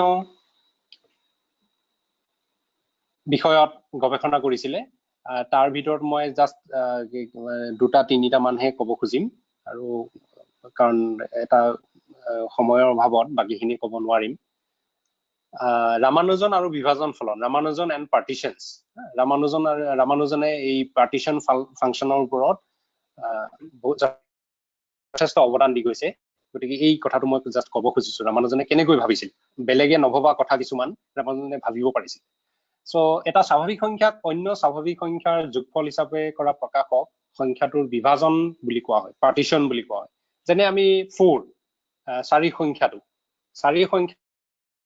আমি চাৰি সংখ্যাটোক 3 + 1 এনেকৈ লিখিব পাৰো 3 + 1 আৰু গতিকে 3 + 1 হ'ল চাৰিৰ এটা বিভাজন চাৰিৰ এটা পাৰ্টিশন আৰু এই 3 আৰু 1 টোক তেতিয়া এই বিভাজনটোৰ 3 + 1 বিভাজনটোৰ পাৰ্টস বুলি কোৱা হয় অংশ বুলি কোৱা হয় ঠিক তেনেকৈ আমি চাৰিটোক আৰু কেনেকৈ পাৰ্টিশন কৰিব পাৰো গতিকে 4 4 তাৰমানে আৰু 3 + 1 2 + 2 2 + 1 + 1 আৰু 1 + 1 + 1 + 1 গতিকে এই আমি 5 ধৰণে চাৰিক পাৰ্টিশন কৰিব পাৰো ঠিক আছে মন কৰিবলগীয়া যে 3 + 1 আৰু 1 + 3 একেই বুলি ধৰা হ'ব কাৰণ এইটো মানে অৰ্ডাৰটো আমি একেই বুলি ধৰিম 3 + 1 আৰু 1 + 3 টো একেটাই পাৰ্টিশন বুলি ধৰিম গতিকে সেইটো যদি ধৰো তেতিয়া আমি চাৰিৰ মুঠ পাৰ্টিশনৰ সংখ্যা পাম 5টা 4 3 + 1 2 + 2 2 + 1 + 1 আৰু 1 + 1 + 1 + 1 আৰু সেই যিটো মুঠ বিভাজনৰ সংখ্যা সেইটো pn এৰে বুজোৱা হয় pn সো pn মানে হ'ল nৰ মুঠ পাৰ্টিশনৰ সংখ্যা গতিকে আমি যেহেতু চাৰিৰ মুঠ বিভাজনৰ সংখ্যা পালো 5 গতিকে আমি দেখিলো যে যেটো p4 হ'ল p4 = 5 p4 হ'ল 5 যেহেতু চাৰিৰ 5টা বিভাজন আছে ঠিক তেনেকৈ এনেকৈ উলিয়াব পাৰি যে p1 1 p2 2 P33 P57 এনেকৈ কাৰণ P57 কিয়নো 5 or 5টা পাৰ্টিশন আছে 5 4 plus 1 3 plus 2 3 plus 1 plus 1 2 plus 2 plus 1 2 plus 1 plus 1 plus 1 আৰু 1 plus 1 plus 1 plus 1 plus 1 okay গতিকে there are 5 partitions of 5 7 partitions of 5 গতিকে P5 হল 7 ঠিক একেদৰে P6 টো হ'ব 11 P7 হল 15 P8 হল 22 P9 হল 35 এনেকৈ গৈ থাকিব কিন্তু n ৰ মান যিমানে বাঢ়িব Pn ৰ মান বহু বেছি হাৰত বাঢ়ি যাব উদাহৰণ স্বৰূপে আমি 10 টো কিমান ধৰণৰ বিভাজন পাম 42 টা কিন্তু 20 টো কিমান ধৰণৰ পাম 20 ক আমি কিমানটা পাৰ্টিশন পাম 20 ক পাম 627 টা 627 বহুত ডাঙৰ 10ক আমি কিমানটা পাৰ্টিশন পালো 42 টা কিন্তু 20 ৰ কিমানটা পালো 627 টা গতিকে এটো খুব বেছি বাঢ়ি যায় আৰু এই পাৰ্টিশন যেটো ফলন হেতু বিভিন্ন ধৰণে ৰামানুজনৰ আগতে অধ্যয়ন কৰি আহিছিলে মহান কিছুমান গণিতজ্ঞ Leonardo Euler Joseph Sylvester Norman Ferrers William Durfee Fabian Franklin Major Percy MacMahon এওঁলোকে অধ্যয়ন কৰিছিলে কিন্তু তেওঁলোকৰ অধ্যয়ন কৰাবোৰ আছিলে কি যেটো জেনাৰেটিং ফাংচন উলিয়াইছিলে কিছুমান ৰেকাৰেন্স ৰিলেশন উলিয়াইছিলে কিন্তু হাৰ্ডি আৰু ৰামানুজনে এই যেটো pn তাৰ এটা ফৰ্মুলা উলিয়াবলৈ চালে তাৰমানে n টো যদি বহাই দিও আমি pn ৰ ভ্যালুটো যাতে পাও তেনেকৈ এটা ফৰ্মুলা সূত্ৰ উলিয়াবলৈ চালে তেওঁলোকে সূত্ৰটো আসল সূত্ৰটো নেপালে কিন্তু এটা এচিম্পটটিক ফৰ্মুলা পালে তাৰমানে কিছুমান এটা টাৰ্ম পালে এনেকুৱা ধৰণৰ আৰু এটা কি এৰৰ টাৰ্ম পালে এটা এক্সট্ৰা টাৰ্ম পালে তেনেকুৱা গতিকে তেনেকুৱা ধৰণৰ এইটো হল হাৰ্ডি আৰু ৰামানুজনৰ এচিম্পটটিক ফৰ্মুলা ফৰ পাৰ্টিশনস আৰু এইটো তেওঁলোকে এটা নতুন ধৰণৰ টেকনিক ইউজ কৰি পালে এইটো হল সাৰ্কেল মেথড বৃত্তীয় মেথড আৰু সেই বৃত্তীয় মেথডটো আজিকালি এটা যথেষ্ট মানে বহুলভাৱে ব্যৱহৃত মেথড এনালাইটিক নাম্বাৰ থিওৰিত এটো খুব ব্যৱহৃত হয় যেটো এটো কোৱা হয় আজিকালি হাৰ্ডি ৰামানুজন লিটল লুট বৃত্তীয় পদ্ধতি মানে সাৰ্কেল মেথড গতিকে এটা নতুন মেথড উলিয়ালে হাৰ্ডি আৰু ৰামানুজনে আৰু সেইটো অধ্যয়ন কৰি তেওঁলোকে pn ৰ এটা এচিম্পটটিক ফৰ্মুলা পালে আৰু সেই ৰামানুজনৰ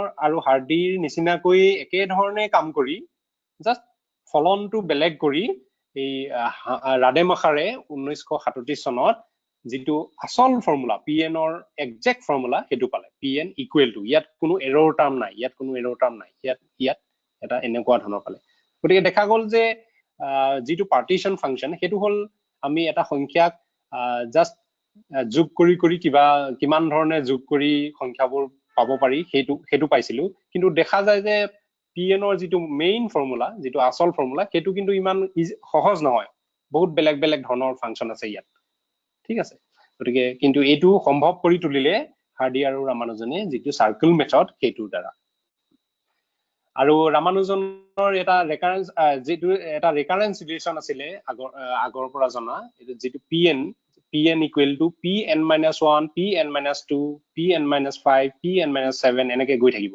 আৰু এটো 1 2 5 7 এইবোৰ হল পেন্টাগনাল নাম্বাৰস ঠিক আছে গতিকে pn-1 pn-2 এনেকৈ কৰিলে আমি pn ৰ ভ্যালু পাম তাৰমানে যদি আমি p6 উলিয়াব লাগে তেতিয়া হলে আমি p5 p4 p1 এইকেইটা জানিলেই হল আৰু p5 উলিয়াবলৈ হলে p4 জানিব লাগিব তেনেকুৱা জানিব লাগিব গতিকে আমি ধৰক আমি p100 উলিয়াব লাগে p100 উলিয়াব পাৰিম আমি এই ফৰ্মুলাটোৰ পৰা কিন্তু তাৰ আগতে আমি উলিয়াব লাগিব p99 এনেকুৱা ফৰ্মুলা গতিকে এইটো কোৱা হয় ৰেকাৰেন্স সূত্ৰ আৰু এই ৰেকাৰেন্স সূত্ৰটো ব্যৱহাৰ কৰি মেকমেহনে তেওঁ p1 ৰ পৰা p200 লৈ এখন তালিকা বনালে এনেকুৱা ধৰণৰ p1 p2 p33 p100 কিমানটা আছে ইমানটা p200 আছে ইমানটা গতিকে 3.9 ট্ৰিলিয়ন ইমানখিনি পাৰ্টিশন আছে p200 ৰ মানে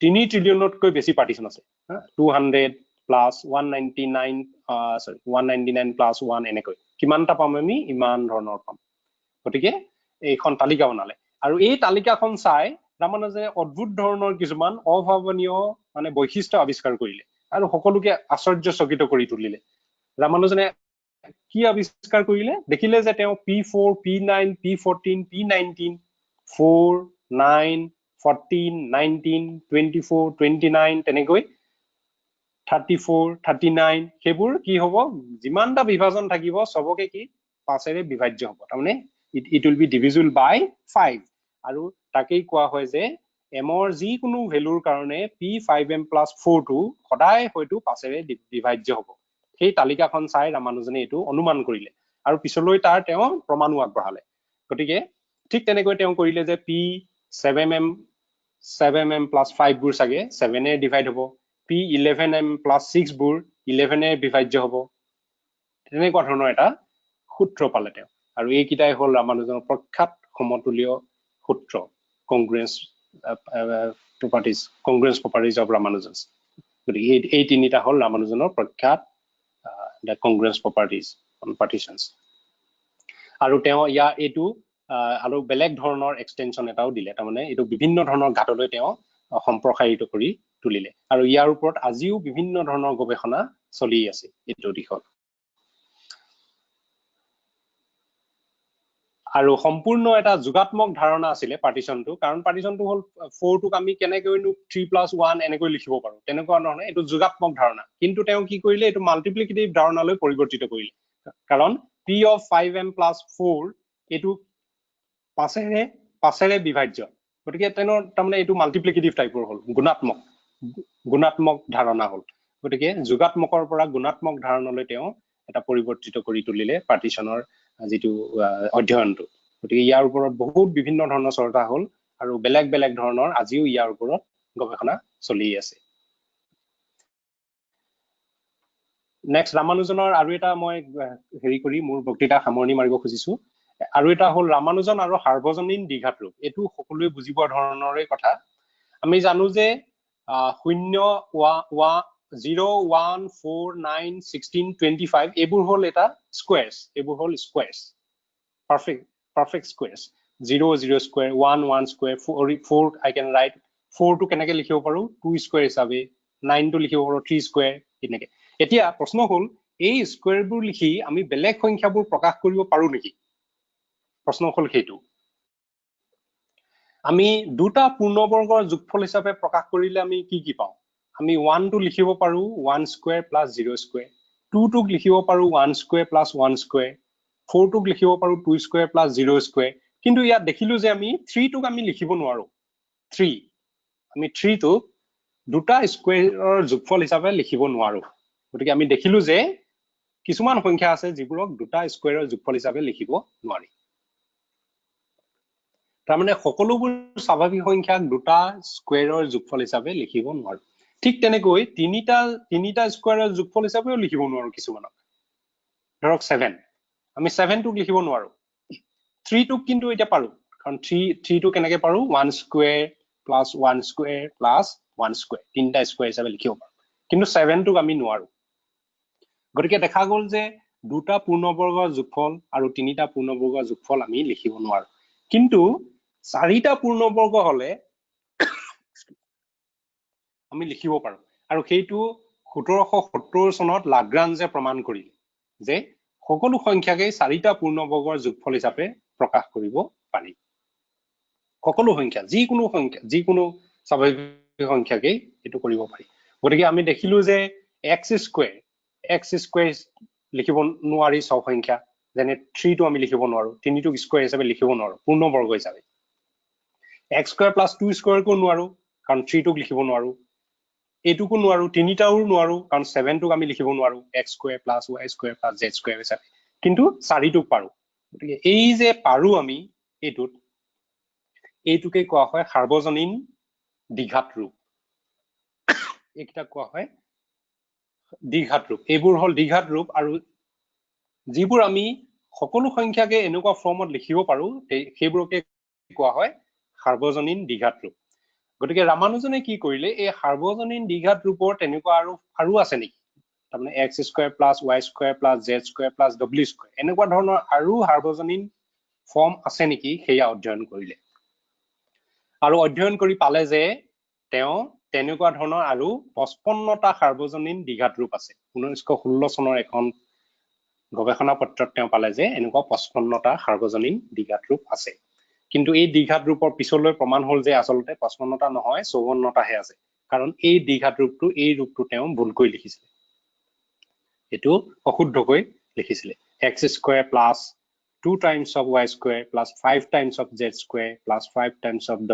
square এটো সাৰ্বজনীন নহয় কাৰণ 15 টোক আমি এটো লিখিব নোৱাৰো 15 সংখ্যাটোক এনে ৰূপত লিখিব নোৱাৰো কিন্তু সেই এটাক বাদ দি বাকি আটাইকিটাই ৰামানুজনে শুদ্ধকৈ লিখিছিল আৰু এই ৰামানুজনৰ এই যিখন গৱেষণা পত্ৰ সেইখনেই এই দ্বিঘাত ৰূপ কেইটাৰ গৱেষণা পত্ৰখনে সুদূৰ প্ৰসাৰী অধ্যয়নৰ বাট মুকলি কৰিলে গতিকে বেলেগ বেলেগ ধৰণলৈ এইটো সম্প্ৰসাৰিত হ'ল তাৰমানে আমি এটা কিছুমান দ্বিঘাত ৰূপ এইটো ধৰক দ্বিঘাত ৰূপ এই দ্বিঘাত ৰূপটোক আমি মেট্ৰিক্স ফৰ্মত লিখিব পাৰো এইটো মেট্ৰিক্স ফৰ্মত লিখিছো দেখিলো যে মাজত এটা মেট্ৰিক্স আছে আৰু বাওঁফালে x y z w আছে আৰু সোঁফালেও x y z w আছে এটো হল 1/4 মেট্ৰিক্স এটো হল 4/4 মেট্ৰিক্স আৰু এটো হল 4/1 মেট্ৰিক্স লাষ্টৰটো গতিকে এই এটা 4/4 মেট্ৰিক্স পালো এই 4/4 মেট্ৰিক্সৰ যিটো এলিমেন্ট 1 0 0 0 এইবোৰ সব হল অখণ্ড সংখ্যা তাৰমানে এইবোৰ হল integer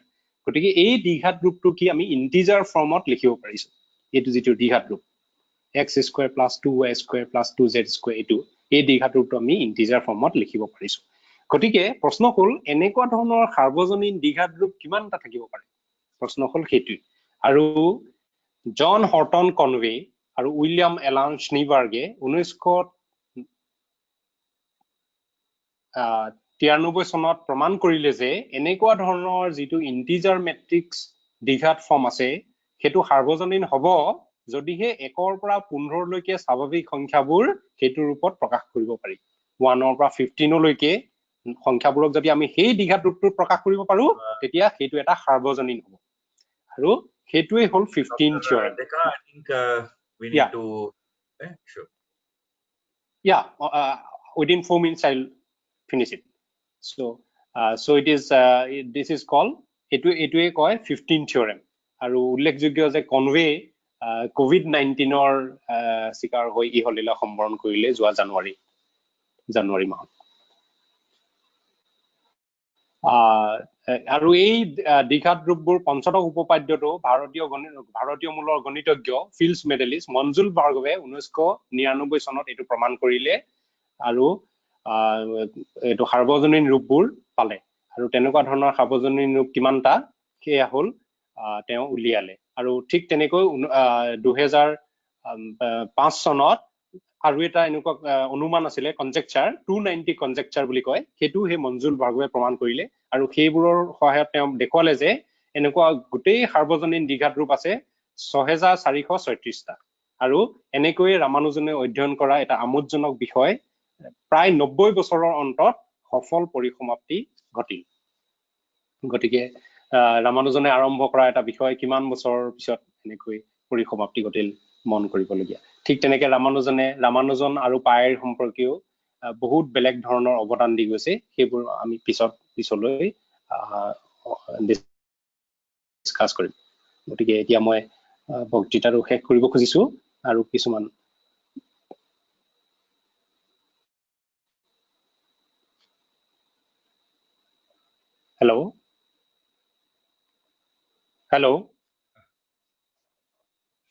Hello.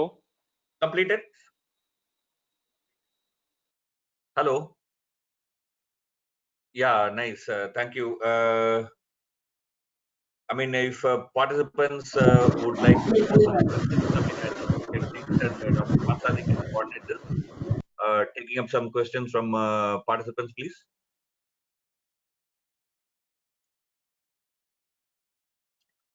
Any of participants have any questions, you can also send it by chat.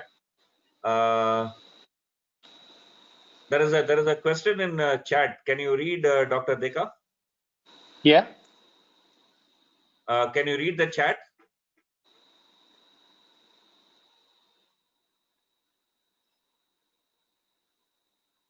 Okay. So this is by Hirokjuti Das. The 138 pages are technically not lost because of Andrews. Yeah. So his question is there any chance that any page of Ramanujan's work has actually been lost either in England or India till now? Okay, so this is a very good question. My answer would be yes. There might be some lost work. যিহেতু যেতিয়া ৰামানুজনৰ পৰিবাৰৰ এটা সাক্ষাৎকাৰ গ্ৰহণ কৰিছিলে interview Bruce বাৰ্ণ্টে, তেতিয়া ৰামানুজনৰ পৰিবাৰে কৈছিল যে ইংলেণ্ডৰ পৰা so should I speak in English? Yes. No, So you can when speak in Assamese. okay, যেতিয়া ইংলেণ্ডৰ পৰা উভতি আহিছিলে তেতিয়া ৰামানুজনে এটা ট্ৰাংকত মানে লেডাৰ ট্ৰাংকত লেডাৰ বেগত বহুত কাগজ পত্ৰ লৈ আহিছিলে, কিতাপ আৰু কাগজ পত্ৰ। আৰু ৰামানুজনৰ পৰিবাৰে কোৱা মতে যেতিয়া ৰামানুজনৰ ফিউনাৰেল হৈছিলে, ফিউনাৰেলৰ পিছত তাৰে কিছুমান বস্তু দুজন মানুহে জানকীৰ পৰা লৈ গৈছিল, এই কথাটো কৈছিল এটা সাক্ষাৎকাৰত। আৰু সেই দুজন মানুহৰ নাম অধ্যাপক ব্ৰুচ বাৰ্ণ্টক কৈছিল যে এই দুজন মানুহে নিছে, কিন্তু কৈছিল যে সেই দুজন মানুহৰ নাম যাতে অধ্যাপক বাৰ্ণ্টে কাকো নকয়, যাতে নাম নলয়। আৰু অধ্যাপক বাৰ্ণ্টে সেই দুজন মানুহৰ নাম মোক কৈছিল, গতিকে কিন্তু এইটো এটা অতি গোপনীয় কথা, গতিকে সেইটো কথা মই ক'ব নোৱাৰিম। গতিকে ৰামানুজনৰ কিছুমান বস্তু যে হেৰাইছিলে সেইটো ঠিক, কাৰণ আমি দেখিছো যে ৰামানুজনৰ নোটবুকৰ কিছুমান সূত্ৰ ৰামানুজনেনো কেনেকৈ পাইছিলে সেইবোৰ মানে এতিয়াও ধৰিব পৰা নাই। আৰু আমি ভাবো যে তেওঁ ৰামানুজনৰ যিটো থিটা ফাংচন, মডুলাৰ ইকুৱেশ্যন উলিওৱাৰ থিটা ফাংচনৰ এটা কোশ্চেন টাইপৰ এটা তেওঁৰ ফৰ্মুলা আছিলে, যিটোৰ পৰা তেওঁ ইমান শতাধিক ৰামানুজনৰ মডুলাৰ ইকুৱেশ্যন পোৱা যায়। যিহেতু ৰামানুজনৰ মডুলাৰ ইকুৱেশ্যনবোৰ এতিয়াও ভালদৰে প্ৰমাণ হোৱাই নাই, গতিকে আমি ভাবো যে ৰামানুজনৰ নিশ্চয় এটা সূত্ৰ আছিলে য'ৰ পৰা আমি ৰামানুজনৰ মডুলাৰ ইকুৱেশ্যনবোৰ অতি সোনকালে পাব পাৰো বা সুন্দৰকৈ পাব পাৰো। গতিকে জানকীয়ে কোৱা মতে তেওঁতো বহুত কাগজ পত্ৰ লৈ আহিছিলে, কিন্তু লষ্ট নোটবুকত মাত্ৰ 138টা পৃষ্ঠাহে আছিলে, 87 পেজেছ। গতিকে নিশ্চয় কিছুমান হেৰাইছিলে। আৰু ব্ৰুচ বাৰ্ণ্টক কোৱা মতে জানকীয়ে এইটো কোনোবা দুজন মানুহে লৈ গৈছিলে, আৰু সেই দুজন মানুহৰ নাম মই জানো আৰু প্ৰফেচাৰ ব্ৰুচ বাৰ্ণ্টে মোক কৈছিল, কিন্তু তেখেতে মোক ক'বলৈ কোৱা নাই, গতিকে সেইটো গোপনেই থাকি যাব। ধন্যবাদ।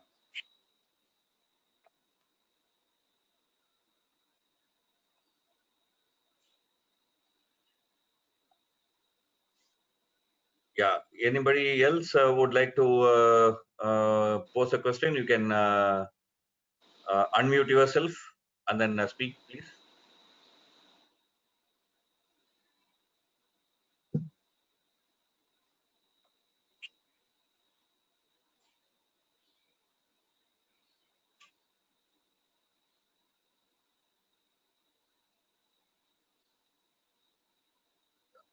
Yeah, I think there are not any questions. It's there in the chat. So can I ask Professor Mohapatya to say a few words before we wind up? Professor Mohapatya, you have to unmute. Yeah, please. Yeah. Well, thank you, Professor Deka. This was such a nice occasion, such a nice lecture. It was so informative. With Ramanujan's life story that is quite more or less known to us. You have ventured into a good amount of mathematics and made it so beautifully presented for the general audience. So thank you very much for giving your time. Hope you have also enjoyed this, your joining our Ramanujan Jatra and this endeavor that the Vigyan Prashar has been taking, which is sort of compulsion of the time. Actually, we wanted to be physically almost everywhere as much as the possible places in India. Yes. Assam was definitely in our list initially, but that was not to be. But thanks to the Vigyan Prashar team, particularly Dr. Parasa, Dr.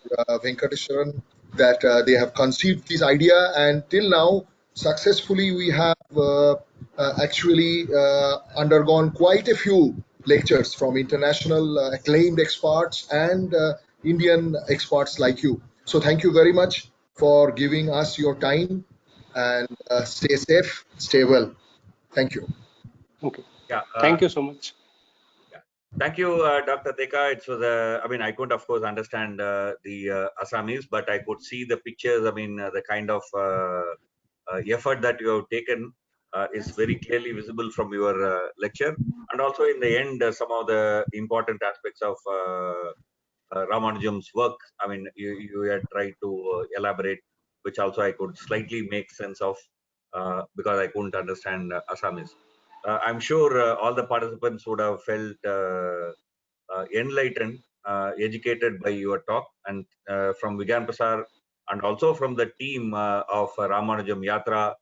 We have Professor Mohapatia here, we have Bhaskar, we have Sri Kumar, and others are all watching in social media like Harita and many others.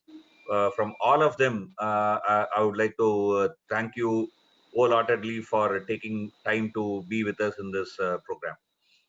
As once again, I would just reiterate, this is the 100th death anniversary of Ramanujan, one of the greatest mathematicians of the world, one of the pride of India. So Vigyan Prasar, we thought that we should observe this year befittingly. That is how this Ramanujam Yatra program has been conceived. It started in April. It will go on up to December. We hope to take Ramanujam's ideas in various Indian languages. In addition, also organize lectures by international experts on Ramanujam. Of course, that will be in English, usually at the level of undergraduate students. So the next Ramanujam lecture is going to take place on 24th of this month.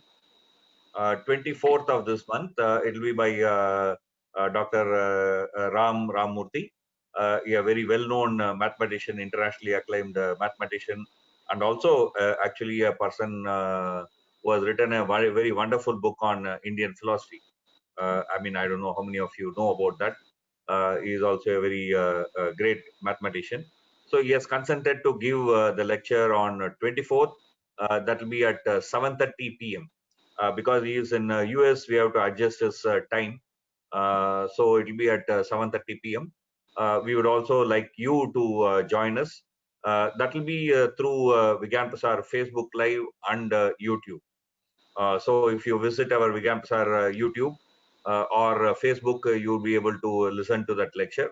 So I invite all of you to join that lecture and also inform any others who would be interested in mathematics and know about some aspect of Ramanujam to take part in that lecture. With that, I thank all the participants once again. I thank all my colleagues from Vigyan Prasar for organizing this, and Dr. Mohapatia for taking initiative to organize this program in Assamese, finding a very excellent resource person for this program, and also to Dr. Deka for Nayandeep Deka for this wonderful lecture. Thank you all. With this, we will wind up today's program. Good night. We will meet again in our next program. Thank you so much.